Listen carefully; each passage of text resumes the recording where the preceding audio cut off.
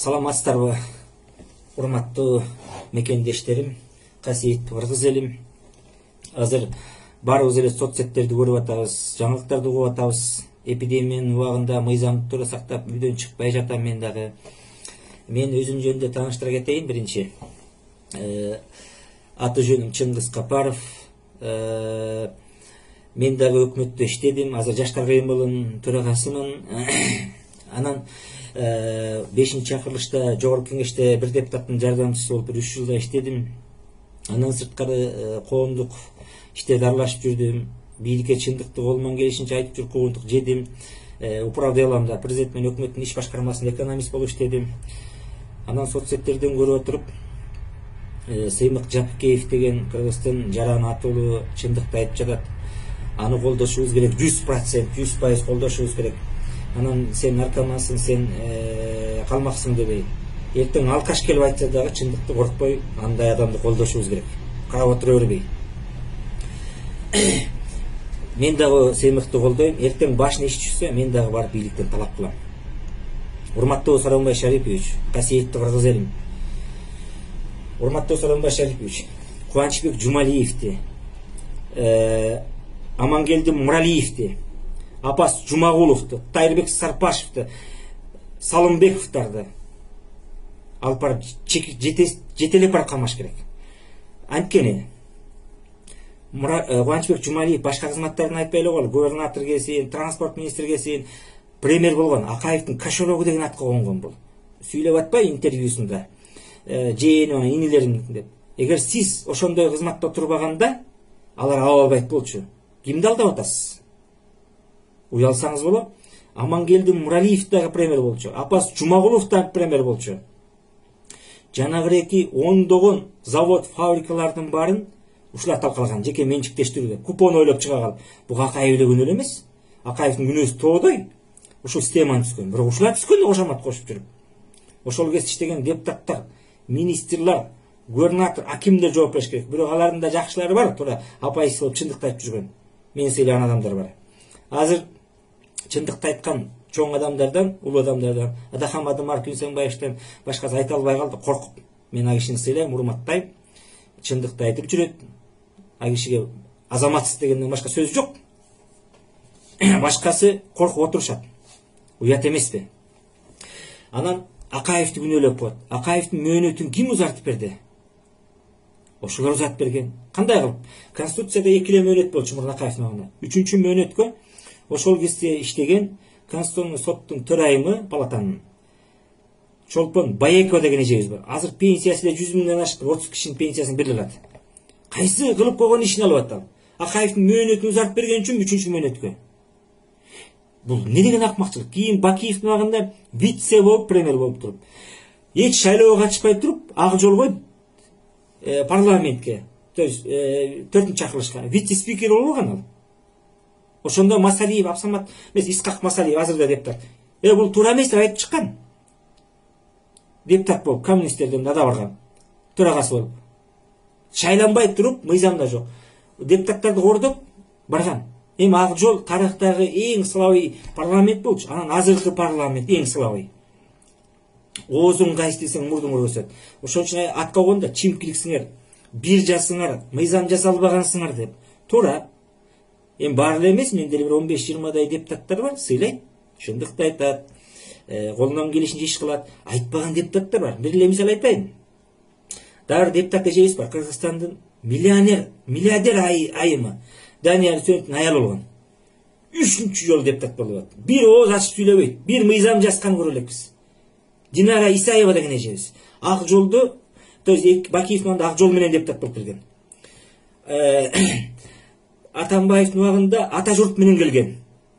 2010. 2007ден баштап депутат. 2015 республика ата журт менен депутат болуп келген бул эжебиз дагы. Кыргызстан алдыңкы бай аялдардын бири. Эң алдыңкысы. Бирок эч нерсе кылбайт. Мына ушундай эркектерин санап бүтпөйсүң. Толтура. Өткөндө вице кылып бирөөнү койдуңар, Алтынай Урбекованын ордуна. Кайда бир переводчик таап келип койдуңар. Бул не деген акмакчылык? Анын ордуна 31 жаштагы депутат болуп, кайда бир аял кыз барды. Саясатка келген адам күрөшүп жүрүп, Ана парламент келиш керек. Парламент келиш үчүн дух болуш керек, билим болуш керек. Аженге ойношторуңарды тааныш билишиңерди алып келбегиле да. Мен де 2015 депутаттыкка бир партиядан койгом, азыр отурушат. 100 000 доллар сурагандан баш тартып кетип калган. Мен кой, кереги жок. Атын айтпай эле коеюн анын ким экенин. Азыр деле отурушат. Ошондой жөн эле отуруп депутат болгондор бар, бизнесмендер. Өздөрүнүн функциясын билбейт, статусун билбейт. Маселен, булардын функциясы эмне? Өкмөттүн курамын курат, түзүмүн аныктайт, контролдойт, денонсациялайт, ратификациялайт. Билбейт. Өкмөттү контролдогон ушулар да, бюджетти бекитип берген. А бүгүн суудан кургак сүттөн ак болуп чыгып атпайбы? Бул туура эмес. Биз жанагыларда айтканда срок давности дегенди алдырып салышыбыз керек. Булар өздөрүнө 5-чакырылышта куруп алышкан. Ошондо Текебаев ыйлактаган, муну жокко чыгарбагыла деп. Болбой эле муну кээ бир депутаттар койгула десе болбой. Мурунку коррупционерлер ушундай кылып мыйзам кабыл алдырып койгон. Мына ошону жокко чыгарышыбыз керек. Эми парламентке, эми азыр парламент эле эмес, министрлер, өкмөт, губернатор, аким, жана башка чиновниктер, Финполдун таможнин жана башканын баары бир кудайдан жөө качкандар. Базаркомдор деп губернатор болду. Салымбековду айтып жатпаймынбы? Салымбеков эмне үчүн өткөндө Кубанычбек Жумалиев интервью берип сүйлөп атып атпаймынбы? Сыймык айтканда кайталап сүйлөбөсө бизге болбойт экен.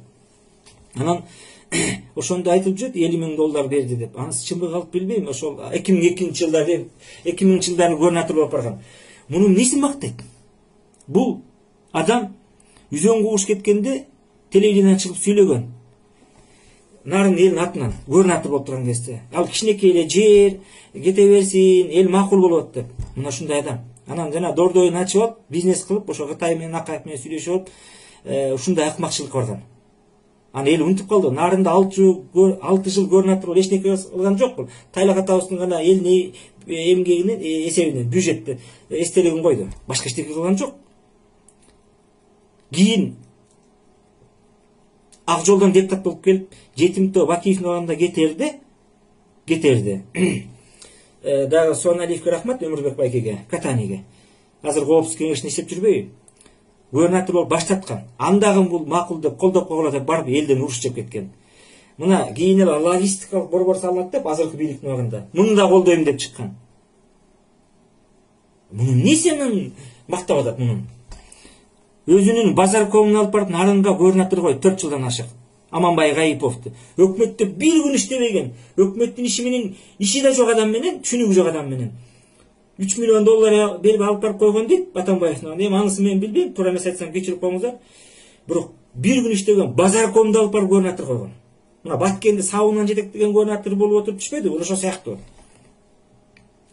Урматтуу Сооронбай Шарипович, сиздин түйүңүзгө ушулар жетет. Себеп булар Акаевдин, Бакиевдин, Атамбаевдин этегинен намаз окуп жүргөн адамдар бүгүн сизге кошомат кошуп, сиздин этегиңизге намаз окуп атат. Чындык туура кабыл алыңыз. Себеп ушулар сиздин түйүңүзгө, ошолордун түйүнө жеткенде жетет. Бул чындык. Эпидемия бүткөндөн кийин көптөгөн дагы чындыктар чыгат. Мен дагы айтып турам, эми үзөң кугушка ким добуш берген, каркырага ким добуш берген, кайсы убакта кеткенин баарын айтып чыгам. Антпесе бүт эле акыл көйгөй болду. Өткөндө Акаевдин кошоматчысы дагы бирөө бар эле. Осман Акын Ибраев деген биринчи катчы болгон, первый секретарь. То есть акыл жүрүп жүрөт. Акаевдин түйүнө ошолор жеткен. Анан Бакиевди мактабагылачы. Бакиевдин президент дору башка ал еврейлердин пешкасына айланган. Үзөң кууш кеткенде Бакиев премьер болчу, мен жаңылбасам. Бакиев. То есть Акс окуясына премьер болчу. Үзөң куушка кол койгон. Каркыран убагында Бакиев президент болчу. Анан несин мактайсың анан? Кээ бир айтат Акаев менен Бакиевди, Атамбаевдарды. Акаев президент жакшы эле болчу, анан аялына башый деп. Аялына башыйсаң президенттик посту бышырып коюп турбу?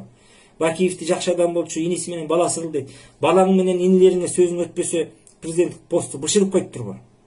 Эми Отунбаеваны президент эсептебейм, ал жөн эле жыргап жүрөт. Анын жана кол тийбестигин алып салыш керек. Аны эч ким шайлаган эмес. Bir kişinin taklaç, men şaylarını doğuruş berdim Otунбаева. Eç kim şaylagan emez. Атамбаев шопурuna дейт. Эми алар жазасын алып жүрөт тура. Бирок тең салмакты болуш керек да. Чыңгышевди, Амангелди Муралиев, Апас Жумагуловдарды тез аранчында камашкыла жоопко тартыш керек. Ошол кезде экиле премьер болгон күчтүү Насирдин Исламов менен Жумабек Ибраев деген татыктуу экөөтөн раматылык болуп кетти, экөөтөн көзүн тазалап коюшту. Башкасы бүт Кудайдан жөө качкан болчу ошол кездегилер. Акаевдин мезгилиндегилер. Бакиевдикин кийинкисин айтып берем, кимдер коррупционер экенин. Кийинкисин да айтып берем. Атамбаевдикин убагында кимдер коррупционер экенин кийин айтып берем. Урматтуу Сооронбай Шарипович жана Темирлан Ормоков айткандай, коомдук активист айткандай, ал туура айтты. Сиздин зектер сыртта тайраңдап жүрөт, биздин зектер иште жатат деп атат. Бул туура айтылган. Ошондуктан элге калыс болсоңуз, Садыр Жапаров окшогондорду чыгарыңыз. Каныбек Осмоналиев окшогон таза адамдарды. Себеп Садыр Жапаров менен мен иштешип калгам. Мен да чогуу онтук жегем. Ал жигит таза. Мен да айтып берем. Кандайча таза экенин кийинкисинде айтып берем. Анын эч күнөөсү жок. Аны комитетте жана 28 акционер бар дейт Кыргызстанда. Ошолор каматты. Тез аранчинде себеп чыгарбасаңыз, ошол Садыр Жапаров, Каныбек Осмоналиевтерди мунун аягы жакшылыкка алып барбайт. Күзгү шайлоодо 3 партия өтөт деп. Жана жанарлар жүргөн бийликтин партиясы деп атпайбы? Жанагыреки Райым Матраимовдун партиясы бар, Мекен Кыргызстан, жобосо Билимдик деп. Булар өтпөйт, бирөө өтүшү мүмкүн. Өтсө акыры жакшылыкка алып барбайт. Эч качан. Ошондуктан урматтуу жаш дейбизби, аксакал дейбизби, аял дейбизби, баарыбыз бирге эле саясатка күрөшүп жүрүп гана келиш керек. Буларга окшоп бышканашка даяр болуп, куугунтукту көрбөгөн бир акмактар келген болбойт. Мен да камалып куугунтукту башынан өткөргөм. Садыр Нуркожоевич менен жүргөндө, андан кийин болгондо коомдук иштеге аралашып, эми кыска мөөнөткө. Ошондуктан эч нерседен коркпойлу, билимибизди элге арнайлы, эмне үчүн окудук, эмне үчүн билим алдык, чындыкты айтып туралы, Сыймык Жапкеев окшогондорду колдойлу, урматтуу мекендештерим, кайдыгер болбойлу, азыркы парламент этиканы сакташ керек деп сага тийишпей, мага тийишпей деп турбайбы? Бул туура эмес. Парламентте күрөш болуш керек. Алар күрөштү кой, алар Кудайдан жөө качкан тупойлор келип калган. Эгер биз айтсак, бизге тийишет.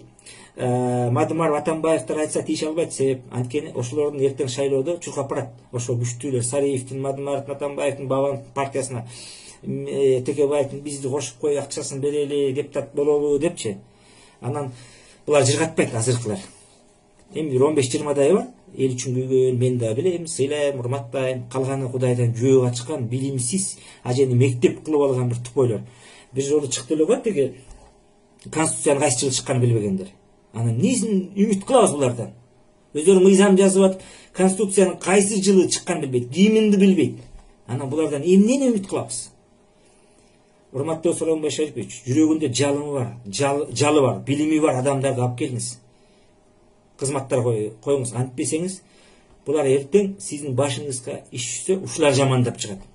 Мен маселен Мадымаров айтмакчы, мен тийишпейм эгер кетип калсаңыз. Эгер мөөнөтүңүз бүтүп 3 жылдан бүткөндө мен сизди колдоп чыгам. Бирок буолар аман болсо, буолар мына Атамбаевди жыгылып калган кишини тепкилеген болбойт. Эми Атамбаев, Бакиев, Акаев жөнүндө айткан мен толку жок. Жыгылып калды. Жыгылган кишини тепкилеген азыркыларды айтпайлыбы? Жанагы Сарпашевге окшогон Улуту деген графаны алдырып салган эл-кулга паспорттагы. Ал 2005 кайнатасынын аркасына жамынып депутат болгон. Бир мандатта Токтосун Мадияров менен ат салышканда. Тойчубек Касымовдун аркасы менен. Ал президенттик администрациянын жетекчиси болчу. Аны унутуп калды деп атабел. Кайнатасынын аркасы менен. Градиент фирмасынын чоңу мурунку ошол азыр туугандарына берип салды, Тайырбек Сарпашев. Аны жоопко тартыңыз. Тайырбек Сарпашевди, Салымбековду, Муралиевди, Чыңгышевди, Апас Жумагуловду Европада биздегидей срок давност деген жок. Алар өлсөң да соктой берет. Эгер Чыңгыз хандын мезгили болгондо башын кыя чапмак кылыч менен, эгер Сталин болгондо сурабай туруп аттырмак буларды. Эгер сиз мамлекетти реформа кылып оңдойм десеңиз, ушулардан кутулуңуз. Ушундай кийинкисинде да айтып беребиз. Сиз 35 коррупционер деп айттыңыз эле, урматтуу Сооронбай Шарипович. Сиз айткан жоксуз. Биз эл айталы ким экен. Мен дагы айтам, кыргызга кайталап айтпаса болбойт деп, Адахан Кимсенбаевич айтып калчу, мына Сыймыкты айтты активист. Кайталап айтпаса болбойт экен, чын элечи. Азыркы өкмөт чын эле мыкка калбаган өкмөт. 90% бир 10 эле иштебесе. Акча берип келгендер. Азыр да коррупция гүлдөп өсүп атат. Мен былтыр эле управделамдан кеттим. Жумуштан. Азыр лишь бы бийликке жагалданып акча табыш керек.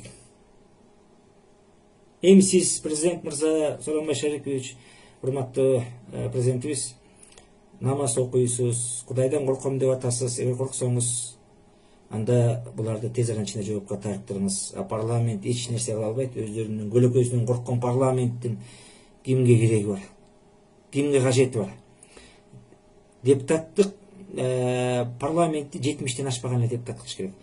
Биз мыйзамдар жакшы жазылган, мыйзамды алтын тамга менен жазсаң дагы жүрөгүндө иманы жок, адеп акылагы жок, билими жок коркок адамдар келсе, ушундай эле оңолбойбуз. Парламентке министр болуп, парламентке дагы министр, өкмөт башчы болуп, же болбосо губернатор, аким болуп, башка кызматтарга да күрөшүп жүргөн адам келиш керек. Саясатчы бойдон, бизнесмен бойчон, ырчы бойдон калыш керек. Азыр биз баары аралашып кетти. Башты ортканда чыкты да баары эле. Бул туура эмес. Каша болуп кетти. Бул акмакчылык да. Анан жана квота дегенди алдырып салыш керек шайлоого. Айымдарда мынча процент, жаштарда мынча процент деген туура эмес. 21 жаш деген туура эмес, 25 жаштан. 21 жаштагы жаш эмне үчүн мурдун суусун тарта албаган эмелер. Ал чоңдордун балдарына карап эле киргизип койгон. Жаңа окуу үйтсам эмне үчүн? Анан саясатка күрөшкөн адам келиш керек. Куугун-тугун жеген, баарын көргөн, антпесе эртең сатып кете берет. Дагы улана берет. Анда урматтуу Сооронбай Шарипович, Акаевдин, Бакиевдин, Атамбаевдин башына түшкөн сиздин башыңызга түшпөйт деп эч ким кепил боло албайт. Анткени ошол кошоматчы Алгада жүргөндөр, Ак жолдо жүргөндөр, СДПКда жүргөндөр бүгүн сиздин жана Билимдик деген партия куруп алып сизге кошомат кошуп жатпайбы? Булар келсе еще хуже болот мындан артык. Мындан дагы аябай жаман болот да. Булар сатат сизди, дүңүнөн сатат. Азыр айланаңызда жалаң кошомат жетегиңизге намаз окугандар, баягылар эле да, баягылар эле. Касиеттүү кыз элем, чындыкты айтып туралы, менден туура эмес кетсе кечирип коюңуздар.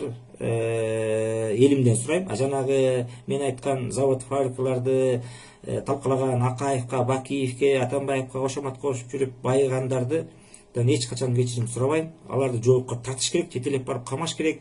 Чыңгышыкты, Жумагуловду, Кубанычбек Апас Жумагуловду, Кубанычбек Жумалиев деген Акаевдин кошелеги болгон азыр актанып жатпайбы, Салымбековду мактап. Ошону Чолпон Баекованы, Салымбековду, Сарпашевду буларды жетелеп барып эле камап коюш керек. Анан кийинкисинде да айтам, элибизде тынччылык болсун, токчулук болсун, молчулук болсун, бизде да мамлекетибиз өнүгүп өссүн. Анан билимсиз адамдарды чогулуп бирдеме кылып кетирбесек болбойт. Мыйзамдуу гана иштер менен. Эпидемия бүткөндөн кийин чоңдогон иштер болот, Кудай буйрса. Келгиле, чогулалы, биргели, мамлекетти өнүктүрөлү. Антпесе азыр мигранттар келди, жылына 2,5 миллиард казына акча түшүп турчу, эми 1 миллиард түшпөйт. Бизде өндүрүш жок, нөл. Эмне өндүрүш? Кайсы өндүрүш? Бир айтып чыгып берсинчи. Эчтеге жок. Амангелди Муралиев премьер болгон эмес, ал Кыргыз алтынында да иштеп, айлык асмандын башына алып турган 2010 кийин. Эми ошол биздин байлар эле Кытайдын жана биздин карыз 4,5 миллиард го тышкы карызыбыз. Ичкисин айтпай эле коелу. Ар бир адамга 50 миңден да боюнда бар аялдардын курсагында, айымдардын курсагында балага эсептелген. Эмне чоңдор жесин, биз төлөп берели, мен төлөбөйм. Аны бир 10 эле бай төлөп коет. 10 эле бай төлөп коет. Ичип жегендер. Эгер уяты болсо, ошолор төлөттүңүз.